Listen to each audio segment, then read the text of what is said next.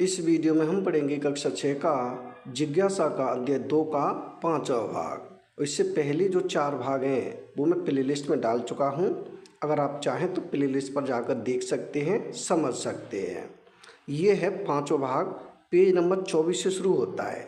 यानी page number 24 पर दिया हुआ है तालिका 2.6 विभिन्न परिवेशों में पाए जाने वाले जंतु और पौधे।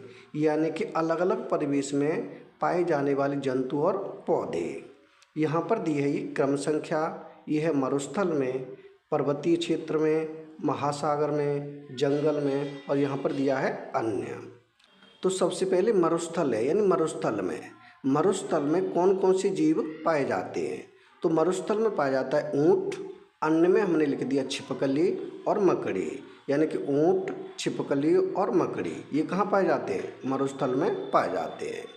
आगे पर्वतीय क्षेत्र में कौन कौन सा पाया जाता है? यानी ये पाया जाता है देवदार का वृक्ष। देवदार का वृक्ष कहाँ पाया जाता है? पर्वतीय क्षेत्र में। और पाइन और चीड़, यानी कि देवदार का वृक्ष, पाइन का वृक्ष और चीड़ का वृक्ष। पाइन और चीड़ क्या है? ये पेड़ों के नाम हैं। ये कहाँ पाए जाते हैं? पर्वतीय क्षेत्रों में पाए जाते हैं। आगे महासागर में पाए जाते हैं, जैसे कि मछली है, डॉल्फिन है, ऑक्टोपस है। ये तीनों कहाँ पाए जाएंगे? महासागर में, मछली, डॉल्फिन, ऑक्टोपस। जंगल में पाया जाता है शेर है, जेब्रा है, हिरण है। ये कहाँ पाए जाएंगे? ये कहाँ पाए जाते हैं? ये जंगल में पाए जाते हैं। आगे दिया है विभिन्न क्षेत्रों में पाए जाने वाले जंतुओं और पौधों के संबंध में आपके क्या अवलोकन है। यानी कि अलग अलग क्षेत्रों में अलग अलग जंतु पाए जाते हैं, इसके बारे में आपके क्या अवलोकन है, क्या विचार है। अपने अवलोकनों पर सहपाठियों के साथ चर्चा करें। जो आपके अवलोकन हैं उन पर अपने सहपाठियों से चर्चा करें। जो आपके साथ बच्चे पढ़ते हैं उनके साथ चर्चा करें, बातचीत करें। तालिका 2.6 में आप देख सकते हैं कि एक प्रकार के क्षेत्र में पाए जाने वाले पौधे एवं जंतु अन्य प्रकार के क्षेत्र में पाए जाने वाले पौधों और जंतुओं से भिन्न है।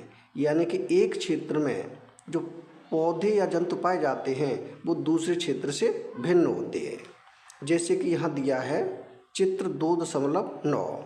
इसमें है मरुस्थल में मोटे और मांसल तने युक्त नागफनी के पौधे। मरुस्थल में कौन से पौधे पाए जाते हैं? जैसे मांसल तने, उनका तना कैसा होता है? मांसल होता है। जैसे कि नागफनी का पौधा है, ये मरुस्थल में पाया जाता है। आगे दिया है कक्षा में चर्चा के दौरान एलेक्स को याद आया कि। कक्षा में चर्चा के दौरान एलेक्स कौन है? एक लड़के का नाम है एलेक्स। उसे याद आया कि उसने राजस्थान के मरुस्थलों में मोटे और मांसल तने वाले नागफनी चित्र 2.9 के पौधे को देखा था। यानी कि क्लास में पढ़ने वाला कोई बच्चा है जिसका नाम है एलेक्स। उसे याद आया कि उसने मरुस्थल में जो चित्र 2.9 में दिखाया गया है पौधा, इसे यानी कि नागफनी का पौधा है, इसे उसने मरुस्थल में देखा है, उसे याद आ जाता है। माया बताती है कि उसने हिमाचल प्रदेश में हिमालयी क्षेत्र में देवदार चित्र 2.10 के वृक्ष को देखा है। यानी कि जब तक माया बताती है कि मैंने हिमालयी क्षेत्र में देवदार का वृक्ष देखा है, यानी कि ये है देवदार का वृक्ष, पर्वतीय क्षेत्र में देवदार का वृक्ष। ये पर्वतीय क्षेत्र में पाया जाता है देवदार का वृक्ष, ये बताया माया ने। आगे है साथ ही उसने यह भी बताया कि ये वृक्ष शंक्वाकार होते हैं। माया ने क्या बताया कि जो देवदार के वृक्ष होते हैं वो कैसे होते हैं? शंक्वाकार होते हैं। और इनकी शाखाएं लचीली और झुकी हुई होती है। इनकी शाखा कैसी होती हैं? लचीली होती है और झुकी हुई होती है। लचीली का मतलब है अगर इनको मोड़ो तो मुड़ जाएंगी, टूटेंगी नहीं। वो और कैसी होती है? झुकी हुई होती है। यहाँ यह ध्यान देना आवश्यक है कि अलग अलग क्षेत्रों में पाए जाने वाले ये दोनों प्रकार के पौधे एक दूसरे से भिन्न हैं। हम यहाँ ये ध्यान देंगे कि ये दोनों पौधे हैं, अलग अलग क्षेत्रों में पाए जाते हैं और एक दूसरे से बिल्कुल भिन्न हैं, अलग हैं। आइए पता लगाएं कि ऐसा क्यों है। अब ये पता लगाएंगे ऐसा क्यों है। एक क्षेत्र की जैव विविधता अन्य क्षेत्र की जैव विविधता से अलग क्यों होती है? यानी एक क्षेत्र की जो जैव विविधता होती है वो दूसरे क्षेत्र से विभिन्न क्यों होती है, अलग क्यों होती है? मरुस्थलीय क्षेत्र में बहुत कम जल उपलब्ध होता है। यानी जो मरुस्थलीय क्षेत्र होते हैं वहाँ जल कम होता है, पानी बहुत कम होता है। शुष्क मरुस्थल दिन में यानी कि शुष्क मरुस्थल दिन में अत्यधिक गर्म और रात्र में अत्यधिक ठंडे होते हैं। जो शुष्क मरुस्थल होते हैं वो दिन में गर्म होते हैं, रात में ठंडे होते हैं। इसलिए आपको इन क्षेत्रों में ऐसे पौधे और जंतु मिलेंगे जो दिन के समय अत्यधिक गर्मी और रात के समय अत्यधिक ठंड वाली परिस्थिति में रह सकते हैं। ऐसे क्षेत्रों में ऐसे जीव जंतु मिलेंगे जो दिन में अत्यधिक गर्मी सहन कर सकें और रात्रि में अत्यधिक सर्दी सहन कर सकें, यानी ठंड सहन कर सकें। मरुस्थल में पाए जाने वाले पौधों के मांसल तने जल को संग्रहित कर सकते हैं। यानी मरुस्थल में जो पौधे पाए जाते हैं उनके मांसल कैसे होते हैं? मोटे होते हैं। और मोटे वो इसलिए होते हैं क्योंकि उनमें जल संग्रहित हो जाता है और उन स्थानों की गर्म परिस्थितियों को सहन करने में पौधों की सहायता करते हैं। उससे क्या होता है, जब गर्म मौसम होता है तो ये मोटे मांसल उनकी मदद करते हैं जिंदा रहने में, जीवित रहने में। ये हो जाता है आपका पेज नंबर 24 कंप्लीट। अब हम पढ़ेंगे इससे आगे पेज नंबर 25। तो यहाँ आते हैं पेज नंबर 25 पर। पेज नंबर 25 पर दिया हुआ है, बहुत ठंडे पर्वतीय क्षेत्रों में प्रायः हिमपात होता है। यानी कि जो पर्वतीय क्षेत्र होते हैं बहुत ठंडे, वहाँ पर क्या होता है? हिमपात होता है, यानी कि वहाँ पर बर्फ़ झड़ती है। ऐसी परिस्थितियों में जीवित रहने के लिए कुछ वृक्षों की बनावट ऐसी होती है कि उन पर बर्फ़ टिकती नहीं है। यानी कि यहाँ पर जो वृक्ष होते हैं उनकी बनावट इस प्रकार से होती है कि उनके ऊपर बर्फ़ टिकती नहीं है, झड़ जाती है, बल्कि आसानी से फिसल जाती है। बर्फ़ क्या होता है? उन पौधों से आसानी से फिसल जाती है। देवदार के वृक्ष की शंक्वाकार आकृति और नीचे झुकी हुई शाखाएं उन्हें आसानी से ऐसा करने में सक्षम बनाती है। यानी कि जो देवदार का वृक्ष होता है वो कैसा होता है? शंक्वाकार होता है। और शंक्वाकार होने की वजह से जब इस पर बर्फ़ गिरती है तो आसानी से फिसल जाती है, नीचे गिर जाती है और ये जीवित बने रहते हैं। आगे है, अब आप समझ गए होंगे कि विभिन्न स्थानों की जैव विविधता भिन्न परिस्थितियों के कारण एक दूसरे से बहुत अलग होती है। राजस्थान के गर्म स्थल के ऊंट चित्र 2.11, यानी कि राजस्थान में जो ऊंट पाया जाता है उसका चित्र दिया है यहाँ पर, चित्र 2.11। राजस्थान के गर्म मरुस्थल में रहने वाला ऊंट है ये। आगे है, और लद्दाख के ठंडे मरुस्थल के ऊंट चित्र 2.12 देखिए। यानी कि ये जो चित्र है लद्दाख के ठंडे मरुस्थल में रहने वाले ऊंट का है। ये राजस्थान में पाया जाता है, ये लद्दाख मरुस्थल में पाया जाता है। आगे है, इन दोनों जंतुओं में आपको क्या अंतर दिखाई देते हैं? इन दोनों जंतुओं में आपको अंतर दिखाई देते हैं? हाँ, कई अंतर हैं इनमें। इन अंतरों के कारण ऊँटों को क्या लाभ होते हैं? इन अंतरों के कारण क्या लाभ होते हैं? अगर हम अंतर देखें तो जो राजस्थान वाला ऊँट होता है उसके पैर लंबे लंबे होते हैं, बड़े बड़े होते हैं, और लद्दाख वाला जो ऊँट होता है उसके पैर छोटे होते हैं और इसके पैर गद्दीदार होते हैं जिससे कि रेत में धंसे नहीं, और इसके पैर होते हैं गद्दीदार नहीं होते हैं। इसके जो राजस्थान में ऊँट होता है उसके ऊपर एक कुबड़ पाया जाता है और इसके ऊपर 2 कुबड़ पाए जाते हैं। इसके शरीर पर बाल नहीं पाए जाते हैं, यानी कि राजस्थान में जो ऊँट होता है उस पर बाल नहीं पाए जाते हैं।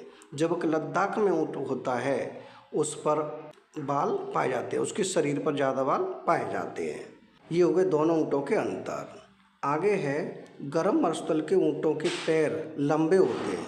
यानी गर्म मरुस्थल में जो ऊँट पाए जाते हैं उनके पैर कैसे होते हैं? लंबे होते हैं, जिनमें चौड़े खुर होते हैं। उनके खुर कैसे होते हैं? चौड़े होते हैं।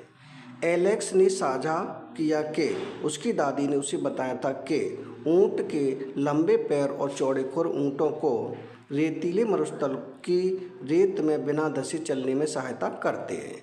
यानी कि एलेक्स ने बताया कि उसे उसकी दादी ने बताया था कि जो रेगिस्तान में ऊँट होता है उसके जो खुर चौड़े होते हैं उनकी मदद से उसके पैर रेत में नहीं धंसते और उसकी रेतीले जगह पर, रेतीले स्थान पर चलने में सहायता करते हैं। दूसरी ओर ठंडे मरुस्थल के ऊँटों की ऊंचाई और पैर गर्म मरुस्थल के ऊँटों की तुलना में छोटे होते हैं। ये छोटे पैर उन्हें ठंडे पहाड़ी मरुस्थलीय क्षेत्रों में आसानी से चलने में सक्षम बनाते हैं। यानी कि इसके जो पैर होते हैं काफ़ी छोटे होते हैं, जिससे पहाड़ी क्षेत्रों पर आराम से चल सकता है। मरुस्थलीय परिस्थितियों में भोजन सहजता से उपलब्ध नहीं होता है। यानी कि जो मरुस्थलीय परिस्थितियाँ होती हैं वहाँ पर भोजन आसानी से नहीं मिलता है। ऊँट अपने कुवड़ में भोजन संचित करते हैं। यानी कि ऊँट क्या करते हैं, अपने कुवड़ में भोजन को संचित कर देते हैं, भोजन को सुरक्षित रख लेते हैं। गर्म मरुस्थलों में पाए जाने वाले ऊँटों में एक कुवड़ होता है। यानी जो ऊँट गर्म मरुस्थल में पाए जाते हैं उनके कितने कुवड़ होते हैं, यानी जो ऊँट गर्म मरुस्थल में पाए जाते हैं उनके कितने कुवड़ होते हैं, उनके एक कुवड़ होता है, जो भोजन की कमी के दौरान उन्हें जीवित रहने में सहायता करता है। यानी कि वो कुवड़ की वजह से ही जीवित रहते हैं जब उन्हें भोजन नहीं मिलता। ठंडे मरुस्थलों में पाए जाने वाले ऊँटों में 2 कुवड़ होते हैं। जो ऊँट ठंडे मरुस्थल में पाए जाते हैं उनके कितने कुवड़ होते हैं, 2 कुवड़ होते हैं। ये दोनों कुवड़ सर्दियों के अंत के दिनों में छोटे हो जाते हैं। यानी सर्दियों के जो अंतिम दिन होते हैं तब ये दोनों कुवड़ छोटे हो जाते हैं, क्योंकि ठंडे मरुस्थल में अधिक भोजन उपलब्ध नहीं होता है। क्योंकि जो ठंडा मरुस्थल होता है वहाँ भोजन अधिक उपलब्ध नहीं होता है और उस समय उन्हें कुवड़ों से संचित भोजन का उपयोग करना पड़ता है। यानी उस समय जब इन्हें भोजन नहीं मिलता तब ये अपने कुवड़ वाले भोजन से काम चलाते हैं। उनके सिर से लेकर गर्दन के निचले भाग तक लंबे बाल होते हैं। यानी सिर से लेकर गर्दन के निचले भाग तक लंबे बाल होते हैं, जैसा कि इस आकृति में दिखाया गया है, जो लद्दाख के बर्फीले मौसम में उनको जीवित रहने में सहायता करते हैं। यानी उनकी वजह से वो जीवित रहते हैं सर्दी के मौसम में। मरुस्थल में ऊँटों को जीवित रहने में कौन सी अन्य विशेषता सहायक हो सकती है। यानी मरुस्थल में ऊँट और कौन सी विशेषताओं की वजह से जीवित रहते हैं। ये हो जाता है आपका पेज नंबर 25 कंप्लीट। अब हम आगे पढ़ेंगे इसका पेज नंबर 26। पेज नंबर 26 पर दिया हुआ है, कक्षा के अन्य विद्यार्थियों ने भी अपने अवलोकनों को साझा करना प्रारंभ कर दिया। यानी कक्षा में और भी विद्यार्थी थे, उन्होंने भी अपने अपने विचार रखे। राजस्थान की रहने वाली काशी ने कहा कि ऊँट कम मात्रा में मूत्र विसर्जन करते हैं। यानी कि जो ऊँट होते हैं बहुत ही कम मूत्र विसर्जन करते हैं। ये बताया किसने, राजस्थान की रहने वाली काशी ने बताया। उनका गोबर सूखा होता है। उनका गोबर कैसा होता है, सूखा होता है और उन्हें पसीना भी नहीं आता। ऊँटों को पसीना भी नहीं आता है, बहुत ही कम आता है। चूँकि ऊँट अपने शरीर से बहुत अधिक पानी का त्याग नहीं करते। यानी कि जो ऊँट हैं अपने शरीर से पानी का त्याग अधिक नहीं करते हैं, इसलिए बिना जल पिए भी वे कई दिनों तक जीवित रह सकते हैं। यानी इसलिए वो बिना पानी पिए भी कई दिनों तक जीवित रह सकते हैं। माया ने नीलगिरी के 16 वन में देखे खूबसूरत लाल फूलों वाले बुरांश, क्या देखे, लाल फूलों वाले बुरांश देखे। बुरांश का दूसरा नाम है, इसका दूसरा नाम है रोडोडेंड्रॉन। क्या नाम है, रोडोडेंड्रॉन के विषय में बताया। उसने बताया कि बुरांश की ऊंचाई कम होती है। उसने क्या बताया कि जो बुरांश का पौधा होता है उसकी ऊंचाई बहुत कम होती है और उसके पत्ते छोटे होते हैं। पत्ते कैसे होते हैं, छोटे होते हैं, ताकि वे पहाड़ की चोटी पर तेज हवाओं में जीवित रह सकें। यानी उसने बताया कि इस पेड़ की जो ऊंचाई होती है कम होती है और इसके जो पत्ते होते हैं काफ़ी छोटे होते हैं, जिससे ये पहाड़ी क्षेत्रों में, पहाड़ी की चोटियों पर जीवित रह सकते हैं। सिक्किम की रहने वाली पेमा ने बताया कि उसने पास के पहाड़ में बुरांश के लंबे पौधे देखे हैं। यानी उसने बताया कि बुरांश के लंबे पौधे देखे हैं। किसने बताया है, ये बताया है पेमा ने। चित्र 2.13 यानी कि चित्र दिया है, ये रहा 2.13 बुरांश की भिन्न विशेषताएं, यानी कि बुरांश की विशेषताएं इसमें चित्र में दिया हुआ है। आगे है, इसलिए भिन्न क्षेत्रों में पाए जाने वाले बुरांश के पौधे भी उन क्षेत्रों में जीवित रहने के लिए विभिन्न विशेषताएं प्रदर्शित कर सकते हैं। ये बुरांश का पौधा है, इसे आप अपनी बुक में चित्र में देख सकते हैं। आगे है, सागर अपने सहपाठियों को बताता है कि सागर नाम का कोई लड़का है, उसने अपने सहपाठियों को बताया कि वह एक विशेष समारोह के लिए अपने माता पिता के साथ अंडमान और निकोबार द्वीप समूह गया था। यानी सागर ने बताया कि वह अपनी माता पिता के साथ अंडमान निकोबार गया था। वहाँ उसने क्या देखा? वहाँ उसने महासागर में विशाल व्हेल, यानी कि महासागर में विशाल बड़ी व्हेल देखी और रंगीन मछलियों को देखा। और क्या देखा? रंगीन मछलियों को देखा। उसके पिता ने उसे समझाया था कि मछलियों का धारा रेखित शरीर उन्हें जल में तैरने में सहायता करता है। यानी कि मछलियों का जो शरीर होता है कैसा होता है? धारा रेखित होता है, जिससे कि वो जल में आसानी से तैर सकती है। ये बताया सागर को उसके पिताजी ने। हमने सीखा कि किसी विशेष क्षेत्र में पाए जाने वाले पौधों और जंतुओं की अपनी विशिष्ट विशेषताएं होती हैं। यानी कि जब विशेष क्षेत्रों में जो जीव जंतु पाए जाते हैं, पौधे पाए जाते हैं, उनकी विशेषता अलग अलग होती है, जो उन्हें वहाँ जीवित रहने के लिए सक्षम बनाती है। यानी उन्हीं विशेषताओं की वजह से वो वहाँ पर जीवित रहते हैं। ये विशिष्ट विशेषताएं जो पौधों और जंतुओं को किसी विशेष क्षेत्र में जीवित रहने में सक्षम बनाती है, उन्हें अनुकूलन कहा जाता है। उन्हें क्या कहा जाता है? अनुकूलन कहा जाता है। देवदार के पेड़ का आकार और बुरांश की ऊंचाई ऐसे अनुकूलन हैं जो उन्हें पर्वतीय क्षेत्रों में जीवित रहने में सक्षम बनाती है। यानी कि देवदार का वृक्ष और बुरांश का वृक्ष ये उसी हिसाब से होते हैं जो उस पर्वतीय क्षेत्रों में जीवित रह सकते हैं। वह स्थान जहाँ पौधे और जंतु रहते हैं उसे उसका आवास कहते हैं। आवास किसे कहते हैं? यहाँ से प्रश्न बनता है, आवास किसे कहते हैं? तो वह स्थान जहाँ पौधे और जंतु रहते हैं उसे आवास कहते हैं। उदाहरण के लिए समुद्री कछुओं का आवास समुद्र या महासागर है। यानी कि जो समुद्री कछुए होते हैं वो कहाँ पाए जाते हैं? या तो समुद्र में रहेंगे या फिर महासागरों में। ऊँट का आवास गर्म या ठंडा मरुस्थल है। ऊँट का आवास क्या है? गर्म या ठंडा मरुस्थल है। और बुरांश का आवास पर्वतीय क्षेत्र है। और बुरांश कहाँ पाया जाता है? पर्वतीय क्षेत्रों में पाया जाता है। पौधों और जीव जंतुओं का आवास, ये हो गया हमारा पेज नंबर 26। अब है पेज नंबर 27। पेज नंबर 27 पर है, उन्हें जीवित रहने के लिए भोजन, जलवायु, आश्रय और अन्य आवश्यकताएं प्रदान करता है। कई प्रकार के पौधे और जंतु एक ही आवास में रह सकते हैं। यानी कई प्रकार के पौधे हैं, जंतु हैं, वो एक ही आवास में रह सकते हैं। आवास किसी क्षेत्र की जैव विविधता को निर्मित करने में महत्वपूर्ण भूमिका निभाता है। यानी कि आवास क्या करता है? आवास किसी क्षेत्र की जैव विविधता को निर्मित करने में महत्वपूर्ण भूमिका निभाता है। आगे है वैज्ञानिक से परिचय। तो इस वैज्ञानिक से परिचय को पढ़ेंगे हम अगली वीडियो में। इस वीडियो में रखते हैं इतना ही।